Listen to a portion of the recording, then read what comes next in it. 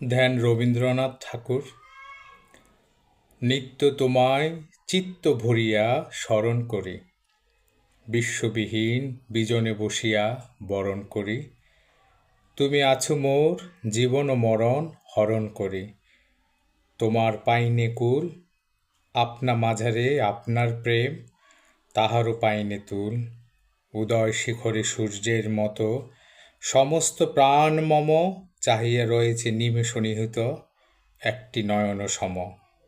অগাধ অপার উদাস দৃষ্টি, নাহিক তাহার সীমা। তুমি যেন ওই আকাশ উদার, আমি যেন ওই অসীম পাথার। আকুল করেছে মাঝখানে তার আনন্দ পূর্ণিমা।